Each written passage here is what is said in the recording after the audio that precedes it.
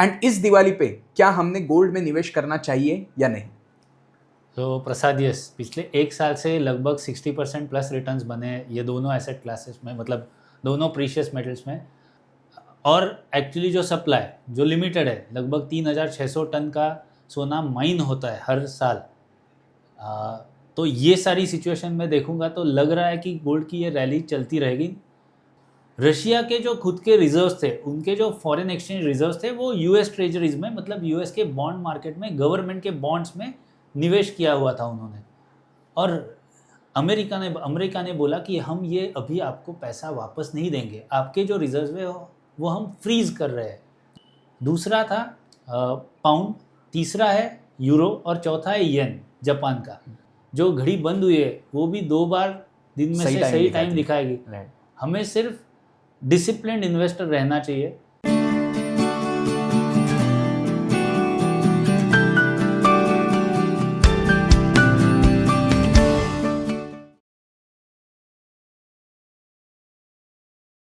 Hello, welcome back to the Big Bucks podcast.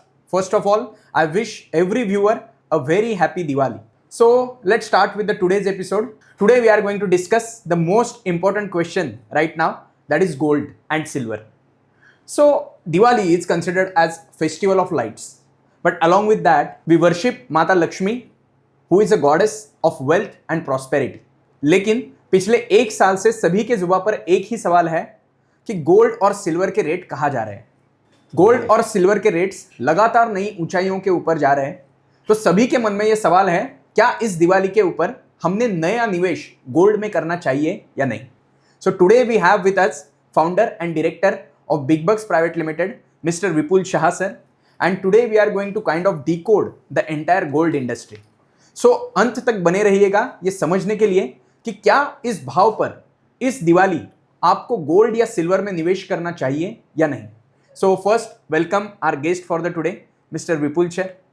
नमस्कार, happy Diwali to all the viewers. So sir, पहला सवाल, जो पिछले 2 साल से गोल्ड में चल रहा है, I mean 60% return in gold, लगभग 65% रिटर्न इन सिल्वर, तो सभी के मन में यही सवाल है कि क्या ये गोल्ड की रैली दिवाली के बाद भी ऐसे ही चलती जाएगी, एंड इस दिवाली पे क्या हमने गोल्ड में निवेश करना चाहिए या नहीं? तो प्रसाद, यस, पिछले एक साल से लगभग 60% प्लस रिटर्न्स बने हैं ये दोनों एसेट क्लासेस में, मतलब दोनों प्रीशियस मेटल्स में। और लॉन्ग टर्म एलोकेशन और स्ट्रक्चरल, अगर मैं जियोपॉलिटिकल सिचुएशन देखूँ, जो कोई भी रिस्पांस है, वो सारी सिचुएशन देखूँ, जो कोई भी रिस्पांस मतलब जियोपॉलिटिकल सिचुएशन को लेकर पॉलिटिशियंस जो कंट्रोल कर रहे हैं नेशंस को, और सेंट्रल बैंकर्स जो अपने रिजर्व्स में गोल्ड का एलोकेशन बढ़ाते जा रहे हैं, और एक्चुअली जो सप्लाई जो लिमिटेड है, लगभग 3600 टन का सोना माइन होता है हर साल।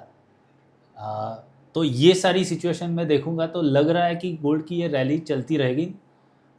ये इस रेट से चलती रहेगी ऐसा मैं नहीं कहूँगा, और इसमें एक डिस्क्लेमर ज़रूर कहूँगा कि मेरे और मेरे क्लाइंट्स के पोर्टफोलियोज़ में गोल्ड में हमारा निवेश ऑलरेडी है। बट ये जब मैं देखता हूँ तो इन सब चीज़ों के मद्देनज़र ये लग रहा है कि पहले हम बोलते थे कि गोल्ड एक इंश्योरेंस तरीके ले ले पोर्टफोलियो में, बट अब लग रहा है कि ये टैक्टिकल नहीं, स्ट्रक्चरल ही फॉर्मेशन रहेगा, और 5% की जगह शायद 10 से 15% तक का एक एलोकेशन हमेशा पोर्टफोलियो में रहना चाहिए। उसके कई रीजंस है, थोड़ा मैं एलैबोरेट करना चाहूँगा कि ये रैली कैसे चलती रहेगी, फॉर श्योर, क्यों चलती रहेगी। तो अगर हम देखेंगे तो ये बात शुरू हुई है एक्चुअली गोल्ड की रैली। पहले लगा था कि कोविड में इकोनॉमिक अनसर्टेनिटी आई थी, कोविड की वजह से सारी दुनिया रुक सी गई थी, थम सी गई थी। तो जब मंदी आती है तो गोल्ड बढ़ता है। तो कोविड में तो सारी इकोनॉमिक गतिविधियां बंद हो चुकी थी, तो लगा था गोल्ड बढ़ेगा, और शुरू में थोड़ा बहुत वैसे दिखा भी, बट बाद में इक्विटीज़ की रैली आई, गोल्ड तो चला नहीं। बट उसके बाद एक्चुअली हुआ रशिया यूक्रेन वॉर, और वहाँ पे ये सारी चीज़ें कम्प्लीटली चेंज हो गई। क्यों? क्योंकि अगर हम देखेंगे तो रशिया के जो खुद के रिजर्व्स थे, उनके जो फॉरेन एक्सचेंज रिजर्व्स थे, वो यूएस ट्रेजरीज में, मतलब यूएस के बॉन्ड मार्केट में, गवर्नमेंट के बॉन्ड्स में निवेश किया हुआ था उन्होंने। और अमेरिका ने बोला कि हम ये अभी आपको पैसा वापस नहीं देंगे, आपके जो रिजर्व है वो हम फ्रीज कर रहे हैं। इसका मतलब क्या हुआ? जो रशिया का पैसा था जो यूएस ट्रेजरीज में था वो पैसा वापस देने से यूएस ने साफ साफ इनकार कर दिया। अब इस चीज़ का सिर्फ रशिया को ये खामियाजा नहीं भुगतना पड़ा, एक्चुअली सारे सेंट्रल बैंक्स, इनफैक्ट सारे जग में अभी जो भरोसा था कि एक दूसरे के बॉन्ड्स में अगर हम निवेश करते हैं और कभी भी लगे तो वो पैसा निकाल सकते हैं, वो भरोसा उस सिस्टम का पर से एक पूरा भरोसा ही उठ गया। अगर हम देखेंगे तो टिपिकली पूरे जग में जो देश है आज, उनकी 4 रिजर्व करेंसीज है, डॉलर बीइंग द बिगेस्ट, मतलब ऐसे बोलते हैं कि 2/3 of the dollar is outside USA, मतलब होल्डिंग बाकी जग में से लोगों का है। तो अगर $100 है तो उसमें से $66 आर विथ अदर पीपल। अब इसका मतलब क्या है, तो जैसे ये 4 करेंसीज पहले समझ लेते हैं कौन से गवर्नमेंट बॉन्ड्स में या ट्रेजरीज में या 4 करेंसीज में निवेश होता है। तो पहली तो यूएस डॉलर्स, दूसरा था पाउंड, तीसरा है यूरो और चौथा है येन जापान का। Euro is European union, pound is UK government, Britain या यूके गवर्नमेंट, जापान का येन और यूएस का डॉलर, और पांचवा था गोल्ड। ये 4 करेंसीज के अलावा गोल्ड में निवेश किया जाता है, because I think gold is treated as hedge against currencies as well. Yes, और एक्चुअली अभी हेज अगेंस्ट करेंसीज की जगह बोल सकते हो dollar, right, because it is in a way peg to dollar. अब इसके सिवा एक छोटा सा सॉवरिन वेल्थ फंड में भी पैसा डाला जाता है, बट मेजर करेंसी ये 4 करेंसीज में और गोल्ड में इन्वेस्टमेंट किया जाता है।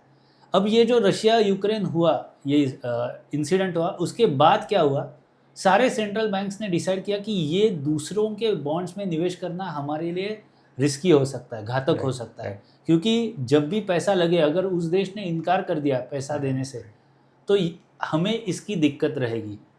इसमें से अगर देखोगे तो economically and also strategically China is now against USA. अभी आप ये चाइना और यूएसए का ट्रेड वॉर भी देख रहे हो। तो जैसे रशिया के साथ हुआ, चाइना के लिए भी ये गनीमत जैसी हो सकती है, अगर क्योंकि चाइना के भी बहुत सारे फॉरेक्स रिजर्व्स यूएस करेंसी में इन्वेस्टेड है। तो ये सारे सेंट्रल बैंक्स ने डिसाइड किया कि इन अ वे खुद के सेफ्टी के लिए कि वो गोल्ड का एलोकेशन बढ़ाते जाएंगे।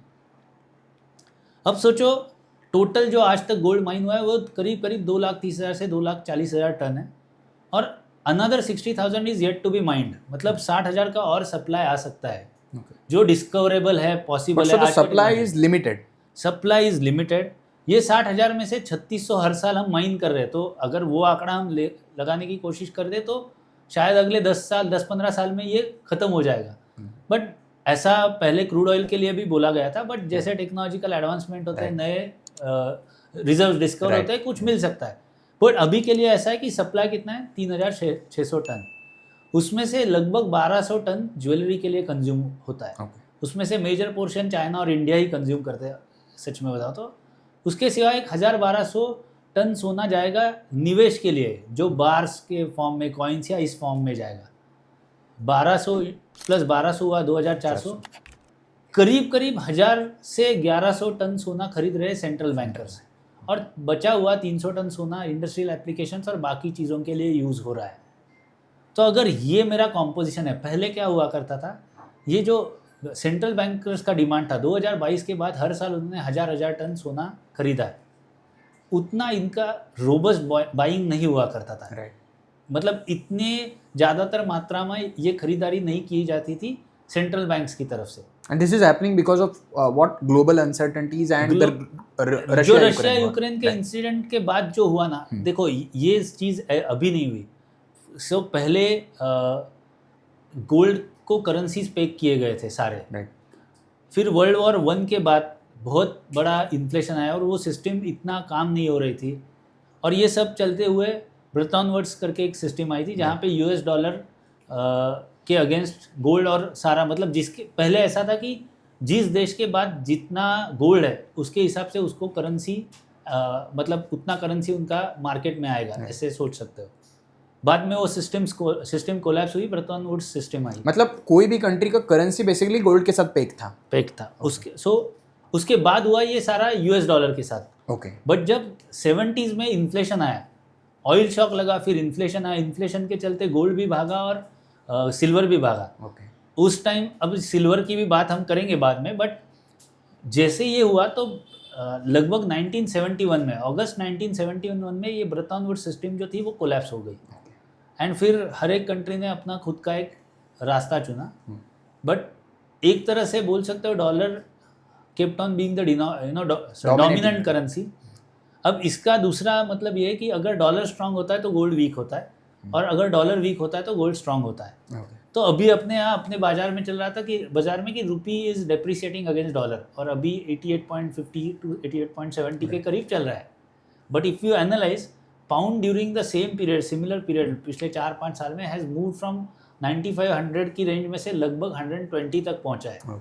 सो दैट ऑल्सो मीन्स रूपी has depreciated against pound, but actually dollar has depreciated against basket of major currencies, and naturally gold has gone up. So if dollar becomes weak gold soars. दूसरा ऐसा है, so that is one reason. दूसरा ऐसा है कि Trump उन्होंने मांगा, जो कैंपेन चल रहा है मेक अमेरिका ग्रेट अगेन, उसके चलते हुए उन्होंने बहुत सारे स्टेप्स लिए. अब ये स्टेप्स लेने का दूसरा खामियाना शॉर्ट टर्म में भी और शायद लॉन्ग टर्म में भी भुगतना पड़ेगा. बट शॉर्ट टर्म में ये होने वाला है कि वहाँ पे जो इन्फ्लेशन आ रहा है, सारी चीज़ें हो रही, तो चांसेस है कि रिसेशन आने के चांसेस है. अगर रिसेशन आता है तो वो लोग इंटरेस्ट रेट्स नीचे करेंगे. जब ये लोग सेंट्रल बैंक्स वहाँ के इंटरेस्ट रेट नीचे कर लेते हैं तो gold becomes a very good option, because ऐसा हो सकता है कि real interest rate may be pressed when the interest rate cycle goes against, मतलब गोज डाउन. तो could you please explain this in a simple language, real interest and inflation? So कहीं पे भी अगर आप हम जो इंटरेस्ट समझते हैं वो नॉमिनल इंटरेस्ट रेट समझते हैं. मतलब कोई अगर बोलता है कि मुझे 7% का इंटरेस्ट मिल रहा है तो वो नॉमिनल इंटरेस्ट रेट होता है. उसमें दो कंपोनेंट होते हैं. एक होता है रियल इंटरेस्ट रेट, जो लगभग 1 से 1.5 के करीब है, प्योर इंटरेस्ट रेट बोल सकते हैं. और ऊपर जितना इन्फ्लेशन है, मान लो अभी कोई 7 अगर रेट ऑफ रिटर्न मिल रहा है, इंटरेस्ट मिल रहा है, तो 5.5-6% का वहाँ पे इन्फ्लेशन रहेगा. तो उसी मायने में अगर मेरे कंट्री में इन्फ्लेशन ही नहीं है तो शायद हो सकता है मुझे 1-1.5% का ब्याज मिले. जैसे जापान में tentatively I can say real plus inflation is equal to nominal. Right. So अगर इंटरेस्ट रेट साइकिल जब घटना मतलब नीचे आना शुरू होता है तो रियल इंटरेस्ट रेट्स पर प्रेशर आता है. So I will not earn real even good pure rate of interest और रियल रेट ऑफ इंटरेस्ट. तो ऐसे माहौल में gold is used as a hedge. ठीक है. तो that is also one reason कि normally gold outperforms. So ऐसे बहुत सारे रीज़न है कि ये जो रशिया यूक्रेन का वाक़या हुआ उसके बाद जो ट्रम्प की इकोनॉमिक पॉलिसीज़ है, डॉलर भी वीक होता जा रहा है. इसके चलते ये सारे फैक्टर्स को लेके गोल्ड को एक प्रकार का मतलब आप बोल सकते हो एक सस्टेनेबल डिमांड आउटलुक दिख रहा है फॉर अ कंसिडरेबल फ्यूचर. अच्छा, इसमें जो इंडियन हाउसवाइफ्स जो सोचते हैं कि हम इन्वेस्टमेंट के लिए गोल्ड खरीद रहे हैं या कंजम्पशन के लिए, वो कभी बेचते नहीं. हमारी साइकोलॉजी ऐसी है कि अगर गोल्ड बेचा जाएगा तो उस परिवार में कुछ दिक्कत है. ये हमने अभी रिसेंटली किसी पॉडकास्ट में भी सुना था. तो अगर आप देखोगे तो इस मानसिकता से क्या उभर के आ रहा है, तो लोग गोल्ड बेचते नहीं है. तो इसी तरह से अगर सेंट्रल बैंकर्स भी बिहेव करने लगे तो सप्लाई तो आने से रहा. अभी आप देख रहे होगे कि एक ऐड आ रहा है तनिष्क का कि आप एग्जिस्टिंग जो गोल्ड है वो उसी का यूज़ करके कुछ नए मतलब नए गहने बनाओ, नई ज्वेलरी बनाओ. अभी अगर इससे देखोगे तो क्या हो रहा है, 3600 टन सोना माइन होके आ रहा है. लगभग 1000-1200 टन सोना जो हम यूज़ कर रहे हैं मतलब एग्जिस्टिंग, वो उसी का हम रीयूज़ कर रहे हैं काइंड ऑफ. तो ये सारी चीज़ों के मद्देनज़र दिख रहा है कि गोल्ड का सप्लाई लिमिटेड है. तो इस इनोवेटिव वेज से भी शायद लोगों को कुछ आसानी हो उनके ज्वेलरीज में मेकिंग में या कुछ डिमांड कंट्रोल में रखने के लिए, डिमांड कंट्रोल करने के लिए. उसका फ़ायदा हमारे जैसे कंट्री को, जहाँ पे हम शायद कंज्यूम तो कर रहे हैं 700-800 टन सोना या 900 टन तक भी हम जाते हैं. हम चाइना के साथ कॉम्पीट करते हैं. 1000 टन चाइना ऑलमोस्ट कंज्यूम कर रहा है. What are the numbers for China and USA? So Chinese central bank is holding 2,400 tons. We are holding close to 800-900 tons. So China is 3x of us. And US is at 8,000 tons. My goodness. Okay. And जो अभी हमने बात की थी कि we are saying कि China will become superpower in few years, maybe another 25 years, and we will also catch up very fast. So if you analyze the trend, China wants to reach to US level. Right. So that is 8,000 tons. They will go on accumulating gold reserves. तो मैं 8,000 में से 2,400 निकाल दूँ तो 5,600 ton का सोना चाहिए। हर साल 1,000 टन जो सेंट्रल बैंक्स कॉर्नर कर रही है उसमें से 600 टन चाइना ही कॉर्नर कर रहा है। तो चाइना शायद एग्रेसिवली जाए तो अगले 8-9 साल तक ये सस्टेनेबली चाइना बाय करता रहेगा। ये मैं बोल रहा हूँ ऑफिशियल रिजर्व्स है, हमें पता भी नहीं चाइना के रियल फिगर्स क्या हो गए। Few people are saying China might be holding much higher than that. जो मैं अभी तक बोल रहा हूँ 2,40,000 टन के करीब करीब सोना है, उसमें से चाइना और इंडिया के पास करीब करीब सिमिलर सोना है in terms of country total as a country. तो इंडिया में इंडिविजुअल्स के पास लगभग 24-25,000 टन 24,000 टन सोना है। अनदर मतलब 700-800 टन आरबीआई का जोड़ दे तो करीब करीब 25 से 26,000 टन की करीब हमारा होल्डिंग है। और हमारे टेम्पल्स के पास बहुत सारा सोना है। तो जैसे पद्मनाभ स्वामी टेम्पल है, वहाँ पे 1200 से 1300 टन सोना बोला गया है। तो तिरुपति टेम्पल के पास 250 से 300 टन सोना होने की बात की जा रही है। और हर महीना उनको 100 किलो 100 kg गोल्ड मिलता है। Indians are crazy actually. तो हम है ही ऐसे, हम यूनिक चीज़ है सारे विश्व में। तो अगर आप देखोगे तो ये सारी चीज़ें मिला के 3-4 हज़ार टेम्पल्स के पास 25-26 हज़ार टोटल जो मैंने अभी बात की, तो टोटल 30,000 टन सोना इंडिया के पास है। करीब करीब उतना ही चाइना के पास है, इंक्लूडिंग प्राइवेट ओनरशिप वहाँ पे। There central bank is holding much higher reserve compare to our central bank which is RBI.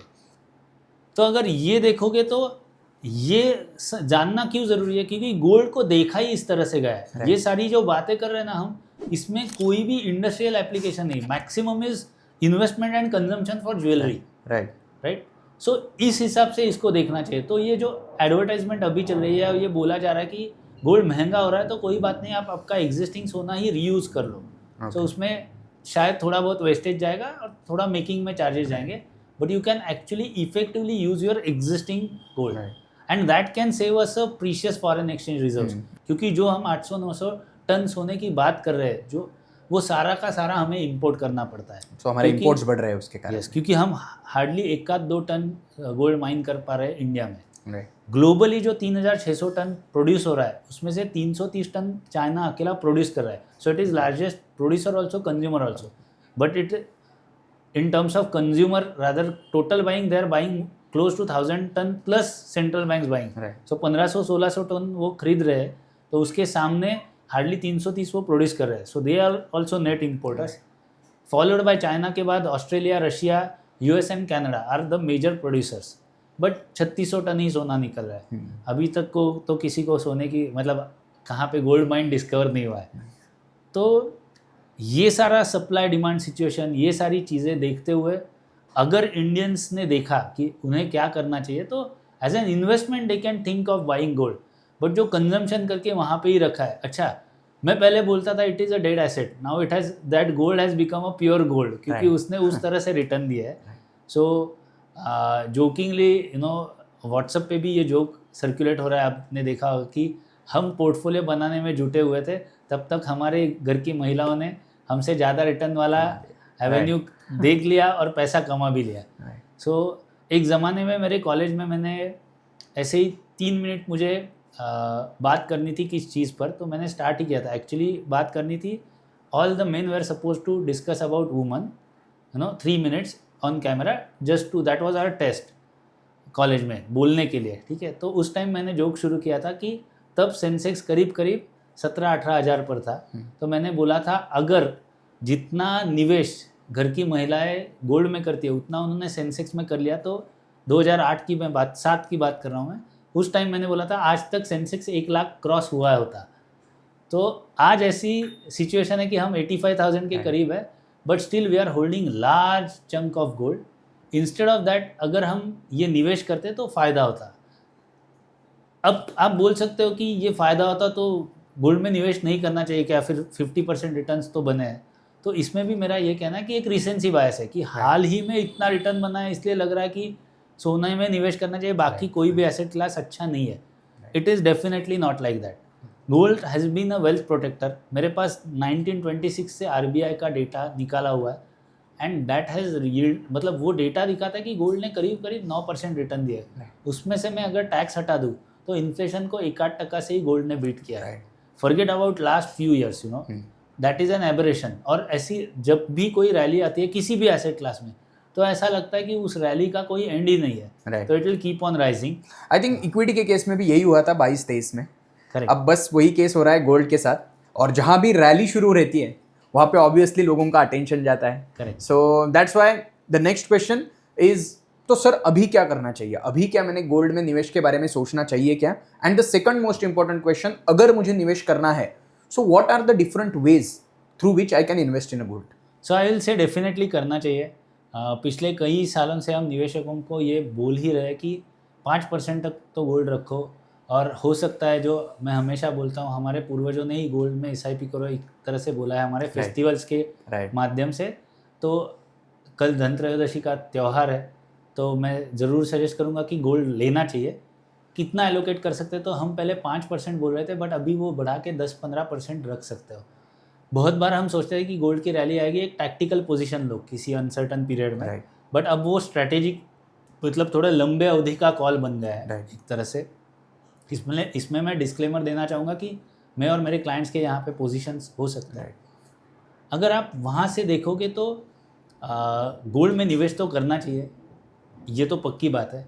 कैसे कर सकते हो? आपके पास लमसम है तो थोड़ा बहुत, जैसे मैंने बोला 10-15% एलोकेशन, या फिर आप SIP कर रहे हो तो 10-15% आप गोल्ड में भी ज़रूर निवेश करें आपका.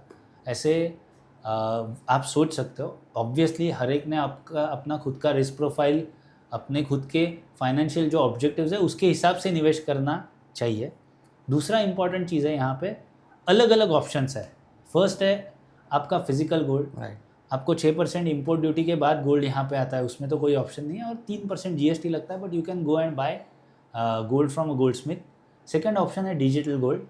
पहले ऑप्शन में आपको स्टोरेज प्राइस, मतलब लॉकर में रखना पड़ेगा, तो कुछ खर्चा आ सकता है. दूसरा ऑप्शन है आपका डिजिटल गोल्ड. इसमें आप किसी गोल्ड स्मिथ के साथ डिजिटल गोल्ड निवेश कर सकते हो, मतलब उनके यहाँ या वैलेट्स के थ्रू कर सकते हो अगर उन्होंने वो ऑप्शन दिया तो. बट एक लेवल के बाद वहाँ पे भी स्टोरेज चार्ज लगेंगे, क्योंकि उनको भी वो अल्टीमेटली अंडरलाइंग एसेट रखना पड़ेगा. तीसरा है जो ETFs है, गोल्ड एक्सचेंज ट्रेडेड फंड्स. यहाँ पे फंड के थ्रू आप निवेश कर सकते हो, बट उसके लिए आपको डीमैट ज़रूरी है, और उन ETFs को एक्चुअली उतना फिजिकल गोल्ड अपने वोल्ट में रखना, अपने मतलब किसी बैंक के वोल्ट में रखना पड़ेगा. तो basically if a person is holding 1 gram of ETF, so equivalent to that physical gold is there backing that ETF, yes, right? It is there. And then fourth option is gold saving fund. ये एक तरह से fund of fund जैसे ही, क्योंकि ये ultimately ETFs में निवेश करते हैं. इसका फ़ायदा क्या है, तो हम 500 या 1000 रुपये, मतलब ये जैसे ETF में मिनिमम 1 ग्राम है, वहाँ पे रुपीज़ में 500 या 1000 रुपये निवेश कर सकते हो, तो you will get in some point grams, but at least you can take exposure to gold through gold saving fund. So even if I want to invest 500 or 1000 rupee, I have that option. Yes, वो निवेश का एक आपको बहुत अच्छा option available है. और इसमें बहुत इंपॉर्टेंट चीज़ ये भी है जानना कि एक ज़माने में सॉवरिन गोल्ड बॉन्ड्स आए थे, जहाँ पे गवर्नमेंट ने सोचा था कि प्रीशियस फॉरेन एक्सचेंज रिजर्व्स बचाने के लिए, और जो गोल्ड ऐसे ही लॉकर में पड़ा हुआ है, वो सारा मनी सर्कुलेशंस में आने के लिए गवर्नमेंट ने सॉवरिन गोल्ड बॉन्ड्स लाए थे, जो अब गवर्नमेंट नई सीरीज़ नहीं लेके आ रही है, और गवर्नमेंट ने उस पर ब्याज भी दिया था. बट आई थिंक 2.5% आपको इंटरेस्ट मिलता था, and capital gains were also exempt from the tax. अगर 8 साल आप होल्ड करते हो तो कैपिटल गेन भी एग्जम्प्ट था. सो बहुत लोगों ने उसमें निवेश भी किया, बट अल्टीमेटली गवर्नमेंट ने अब तो वो बंद ही कर दिया है, नया सीरीज़ नहीं आ रहा है. तो अगर आप देखोगे तो पहले ये 4 चीज़ों के थ्रू आप इन्वेस्ट कर सकते हो. एक वे जैसे मल्टी एसेट एलोकेटर फंड्स हैं म्यूचुअल फंड्स में, उसमें से भी कोई पोर्शन गोल्ड में जाता है. तो portion of your investments can go into gold through this route. But that is then not a pure gold play, right? It is not a pure gold play. It will be at the discretion of the fund manager. But this is how you can invest in gold, and that can be a see, there all these ways can be used. What I have observed psychologically, if you go and buy gold physically, rarely we go back and sell. Right. But when you hold it in other formats, we tend to have that psychology that we look at it from investment perspective. तो मुझे वहाँ पे gain है तो मैं बेचता हूँ, वहाँ पे इमोशनल अटैचमेंट नहीं है, बिकॉज मैंने वो इन्वेस्टमेंट के लिए लिया है. ये पूरी तरह से सीधी तरह से दिखता है. सर दूसरा और सबसे इंपॉर्टेंट सवाल, जब भी निवेश की बात होती है तब ऑब्वियसली एक सवाल आता है टैक्सेशन का. So what is the taxation for this different category of gold? I mean अगर फिजिकल में डाला है तो कितना टैक्स भरना पड़ेगा, ETF मोड है या फिर म्यूचुअल फंड मोड में है, तो क्या टैक्सेशन सबके लिए सेम है या फिर अलग अलग है? सो फिजिकल और gold saving fund, that is mutual fund, इनमें अगर लेस देन 24 मंथ्स होल्डिंग है तो स्लैब रेट के अनुसार है. Okay. और मोर देन 24 मंथ्स होगा तो 12.5%, that is long term capital gain का रूल है. Okay okay however this is important to note, अगर मैं ETF में पैसा डालता हूँ, ओके मतलब मैं एक्सचेंज ट्रेडेड फंड में डीमैट में ये होल्डिंग रखता हूँ और वहाँ से ऑपरेट करता हूँ, तो वहाँ पे less than 1 year holding period, less than 1 year will be treated as short term और वहाँ पे स्लैब रेट के हिसाब से लगेगा tax. And more than 12 months holding, मतलब 1 साल से ज़्यादा होगा तो taxation will be at 12.5%. Okay. So ये बहुत ज़रूरी है कि फिजिकल और म्यूचुअल फंड के थ्रू अगर गोल्ड में निवेश करते हो तो अलग टैक्सेशन है और ETF के थ्रू अलग टैक्सेशन है. ओके सर, अभी हमने ETF की बात की, बहुत अभी बात हो रही है ETF के बारे में that they are somehow over priced और something like that. So can you please throw some light on that matter? Actually क्या हुआ है प्रसाद, तो सिल्वर के मामले में सडनली जितना रैली जोर से आया है उतने सिल्वर ETF यूनिट्स अवेलेबल नहीं है. ओके. तो उस हिसाब से वहाँ पे मिसप्राइसिंग हुआ है and those units are traded at premium. Okay. तो बहुत सारे म्यूचुअल फंड्स ने जिनका FOF है, जहाँ पे अंडरलाइंग ETFs है, सिल्वर ETFs है, फंड ऑफ फंड है जिनके, उन्होंने वहाँ पे निवेश लेना ही सस्पेंड कर दिया है. ओके. क्योंकि यहाँ पे रियल प्राइस या मार्केट में प्राइस कुछ अलग है और ट्रेडिंग की वजह से, लिक्विडिटी की वजह से लिक्विडिटी प्रीमियम बहुत बढ़ गया है. नॉर्मली ये लिक्विडिटी, इसको हम लिक्विडिटी इम्पैक्ट या प्राइस इम्पैक्ट बोलते हैं, तो ये प्राइस इम्पैक्ट आया है. तो उसके चलते बहुत सारे फंड्स ने, आपने देखा होगा कि silver ETF fund of fund में पैसा लेना ही बंद कर दिया है. और अगर ये देखोगे तो सिल्वर में एक और चीज़ हुई है, बहुत लोगों को लग रहा है कि सिल्वर में बहुत रैली आई है, बट एक्चुअली 70s में सिल्वर वॉज ट्रेडिंग अराउंड $44 पर ट्रॉय आउंस और अभी वो 52 के करीब गया है. सो ऐसी सिचुएशन है प्रसाद की एक्चुअली लोगों को पता नहीं, बट बहुत सालों तक सिल्वर ने पैसा नहीं बनाया था, बट अभी की जो रैली लग रही है वो स्ट्रक्चरली अच्छी लग रही है इस हिसाब से, क्योंकि सिल्वर के इंडस्ट्रियल यूज भी है काफ़ी सारे. मेरे ख्याल से 2011 में भी एक बार सिल्वर वापस से वो वहाँ पे 66,000 के करीब कुछ पहुँचा था, if I am not wrong. वहाँ से लोग बोल रहे थे 75,000 से लाख रुपया जाएगा और धड़ाम से गिर के वो 30-35 हज़ार के रेंज में चला गया था. तो ऐसी चीज़ें होती रहती है, बट सिल्वर को इंडस्ट्रियल यूज़ है, मतलब इंडस्ट्री के लिए गोल्ड. यस, जैसे EVs में यूज़ किया जा रहा है, ऑलमोस्ट 50 ग्राम के करीब EVs में लग रहा है. सोलर जो हम सोलर पैनल्स लगाते हैं उसमें सिल्वर काफ़ी जगह यूज़ होता है. तो इसकी वजह से सिल्वर का actual demand for not as a hedge और investment but actual application is much higher. So that is why this time people are saying that silver बहुत ज़्यादा रिटर्न दे सकता है. बट जैसे गोल्ड बीज या ये सारी चीज़ें लिक्विड है, अवेलेबल है, उतना सिल्वर का अवेलेबल नहीं है उस फॉर्मेट में स्टॉक. तो उसी वजह से वहाँ पे बहुत सारा प्रीमियम या लिक्विडिटी प्रीमियम देना पड़ रहा है. तो that is a very awkward situation. So just to clarify and to summarise quickly, कोई भी मेटल का अगर मैं ETF बाय कर रहा हूँ या फिर मैं फिजिकल मार्केट से बाय कर रहा हूँ तो रेट एट पार होने चाहिए. But currently in case of silver आप बोल रहे हो कि ETF के प्राइसिंग जो है वो बहुत ज़्यादा हो गई है as compare to the physical market. Yes. So that's why one should, physical market में भी प्रसाद, ये फिजिकल मार्केट एक्चुअली वहाँ पे भी प्रीमियम हो रहा है. वहाँ पे आप बोल सकते हो बुलियन एक्सचेंजेस जो है, मतलब MCX पर प्राइस अलग है, फिजिकल मार्केट में अलग है, सिल्वर ETF का प्राइसिंग अलग है.